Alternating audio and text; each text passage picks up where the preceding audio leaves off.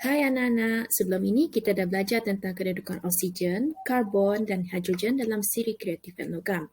Salah satu tujuannya adalah untuk aplikasi dalam industri, lebih spesifik lagi pengeserakan logam daripada bijinya. Ini adalah topik yang kita akan belajar hari ini. Kamu boleh rujuk buku teks muka surat 137 hingga 139 atau join slide cikgu ini.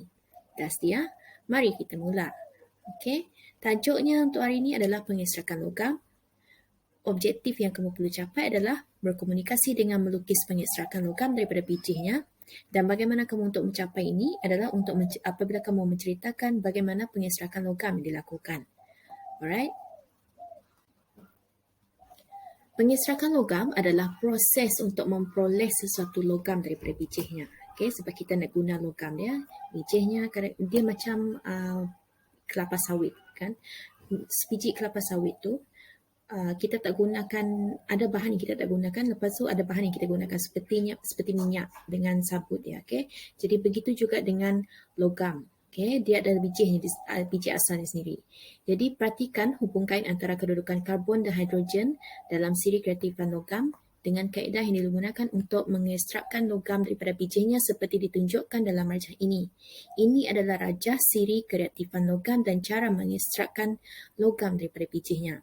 Kita akan tengok daripada aras yang paling bawah sekali, iaitu argentum dan emas yang wujud dalam bentuk unsur dalam kerak bumi. Diikuti dengan kuprum dan merkuri, di mana pengekstrakan logam dilakukan melalui pemanasan terus sebatian logam tersebut. Sebab dia masih lagi elemen yang asal, jadi dia melalui pemanasan terus. Okay? Lepas tu kita akan tengok bahagian yang ketiga, iaitu zinc, hidrogen, ferrum, timah dan plumbum. Pengeserakannya adalah melalui penurunan oksida logam oleh karbon. Okay, bagi logam yang lebih rendah daripada karbon dalam siri kreatifan logam, pengeserakan logam adalah melalui penurunan oksida logam dengan karbon. Okay, sebab dia lebih rendah daripada karbon. Jadi dia akan turunkan oksida logam. Untuk karbon ni, karbon ni di sini. Lepas tu atas karbon adalah kumpulan kalium, natrium, kalsium, magnesium dan aluminium. Pengeserakannya adalah melalui elektrolisis sebatian logam dalam keadaan lebur. Bagi logam lebih tinggi daripada karbon dalam siri kreatifan logam, pengeserakan logam daripada sebatian logam tersebut adalah melalui elektrolisis. Kamu dah belajar tentang elektrolisis masa tingkatan 2, jadi harap-harap kamu dah faham konsep yang ini ya. Kalau kamu tak faham lagi, jadi ini maksudnya kamu kena ulang kaji balik bahagian elektrolisis. Okay? Ini adalah topik yang sangat senang. Okay? Konsep yang sangat senang. Jadi kalau masih tak faham lagi, bisik balik apa yang kamu dah belajar pada tahun yang selepas. Okay? Seterusnya, kita akan tengok rajah pengeserakan logam besi daripada bijinya yang dilakukan di dalam relau bagas. Okay? Jadi dalam gambar ni, ini adalah mesin relau bagas. Okay? Relau bagas ni digunakan untuk mengekstrakkan logam besi daripada bijinya. Yang pertama sekali, apabila mereka dah lombong biji-biji semua tu, mereka akan letakkan dia di bahagian atas ni. Jadi kamu boleh nampak macam ada tangga di sini ya. Jadi mereka akan pindahkan, masukkan ke bahagian ini. Jadi campuran biji besi atau oksida besi yang dipekatkan, rangkok dan batu kapur dimasukkan ke dalam relau bagas melalui bahagian atas relau bagas. Jadi semuanya mereka akan masuk di atas. Kemudian bahagian bawah ni semburan udara apabila mereka panaskan, udara yang sangat panas akan naik ke atas. Sebab kamu kena ingat konsep ni, apabila udara yang panas dia akan bertukar menjadi, sebab dia ada, kamu dah belajar ni sebelum ni, dia ada tenaga yang banyak, dia akan menjadi sangat ringan sebab dia dalam bentuk gas kan, jadi dia akan naik ke atas. Dipampkan ke atas relau bagas melalui bahagian bawah relau bagas. Jadi kamu lihat di bawah sini ada yang bulatan bertanda X tu, itu adalah pengepaman. Dia akan pump ke atas supaya dia akan naik ke bahagian relau bagas tersebut. Kita tengok yang seterusnya. Yang ketiga, kita akan tengok tindak balas yang berlaku di dalam rela bagas pada suhu yang tinggi. Okay? Ada dua penghasilan di sini, iaitu penghasilan ferrum dan juga penghasilan sangga. Okay? Kita akan tengok ferrum dahulu ya. Ferrum, cikgu harap kamu masih ingat apa nama lain bagi ferrum ya.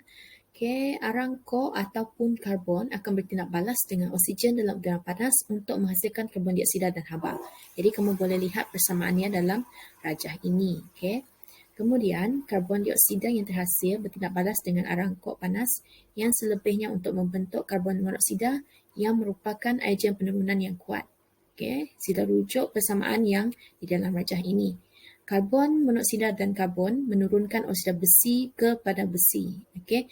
Jadi kalau kamu ingat lagi, yang ini adalah proses di mana jika unsur tersebut dia berada di bawah karbon, okay, kita akan gunakan kaedah penurunan oksida besi, okay, supaya dia boleh ekstrak besi ni tadi.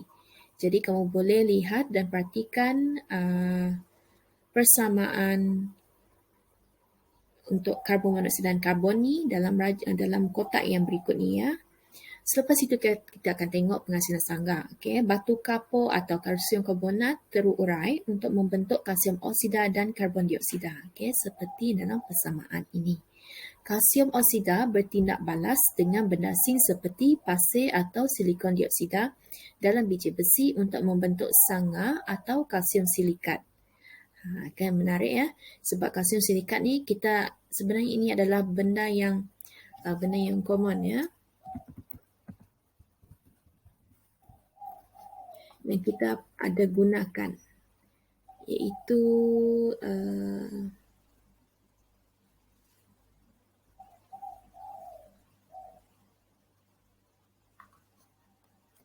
okey, jadi kita akan teruskan. Jadi ini adalah yang keempat, apabila suhu yang tinggi di dalam rela bagas, ferrum yang dihasilkan akan melebur, kemudian leburan ferrum ini akan mengalir ke bahagian bawah relau. Dari masa ke semasa, leburan ferrum dituang keluar ke dalam acuan. Okey. Gambar ini kamu boleh lihat di bahagian kanan ya. Okey, bahagian kiri. Yang kanan tu adalah sangga. Okey, kita tengok yang bahagian kiri dahulu. Bila dia dituangkan di semasa ke semasa, dia akan dibiarkan menyejuk dan membeku. Kemudian leburan yang membeku ni kita panggil sebagai persituangan. Okey. Seterusnya kita tengok yang bahagian kanan, di mana sangga yang dihasilkan akan melebur dan ia juga akan mengalir ke bahagian bawah relau. Oleh sebab leburan sangga adalah lebih kurang tumpat daripada leburan ferrum, sangga terapung di atas leburan ferrum. Dari masa ke semasa, leburan sangga dikeluarkan dan digunakan untuk membuat tapak bangunan dan jalan. Okey. Jadi kalau kamu lihat, kalau di dalam ni, dia akan berada di atas. Jadi sebab itu kamu nampak yang warna coklat ni ya.